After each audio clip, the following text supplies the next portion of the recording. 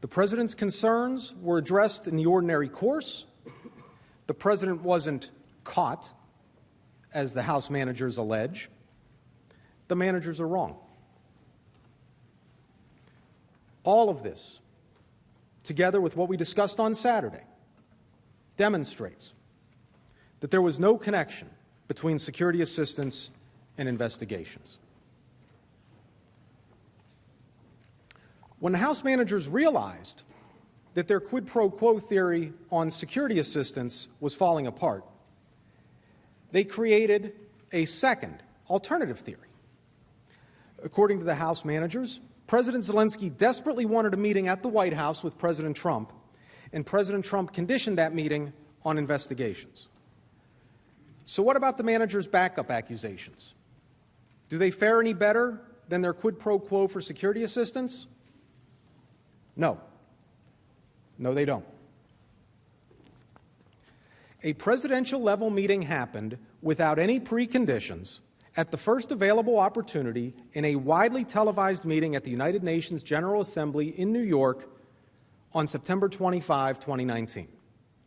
The White House was working to schedule the meeting earlier at the White House or in Warsaw, but those options fell through due to normal scheduling and a hurricane. The two presidents met at the earliest convenience without President Zelensky ever announcing or beginning any investigations. The first thing to know about the alleged quid pro quo for a meeting is that by the end of the July 25 call, the president had invited President Zelensky to the White House on 3 separate occasions, each time without any preconditions. President Trump invited President Zelensky to an in-person meeting on their initial April 21 call. When you're settled in and ready, I'd like to invite you to the White House.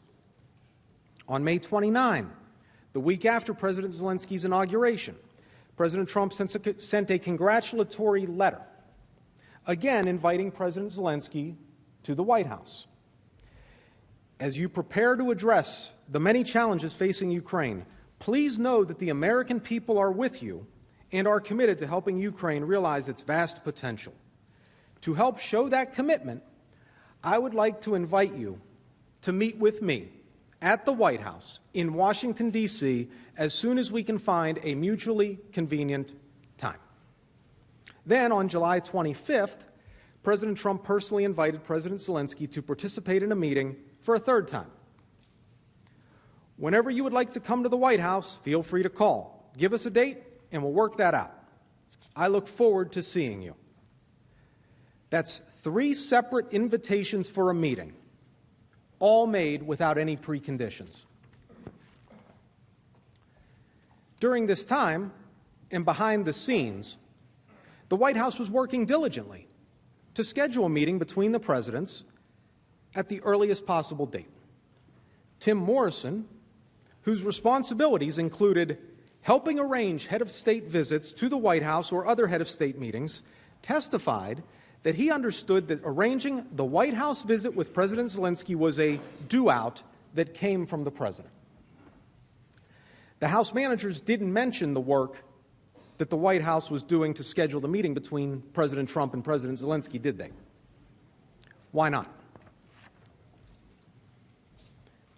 Scheduling a presidential meeting takes time. Mr. Morrison testified that his directorate, which was just one of several, had a dozen schedule requests in with the president for meetings with foreign leaders that we were looking to land, and Ukraine was but one of those requests. Due to both presidents' busy schedules, according to Mr. Morrison, it became clear that the earliest opportunity for the two presidents to meet would be in Warsaw at the beginning of September. The entire notion that a bilateral meeting between President Trump and President Zelensky was somehow conditioned on a statement about investigations is completely defeated by one straightforward fact. A bilateral meeting between President Trump and President Zelensky was planned for September 1 in Warsaw. the same Warsaw meeting we were just discussing, without the Ukrainians saying a word about investigations. As it turned out, President Trump was not able to attend the meeting in Warsaw because of Hurricane Dorian. President Trump asked Vice President Pence to attend in his place. But even that scheduling glitch did not put off their meeting for long. President Trump and President Zelensky met at the next available date, September 25, on the sidelines of the United Nations General Assembly. As President Zelensky himself has said, there were no preconditions for his meeting with President Trump.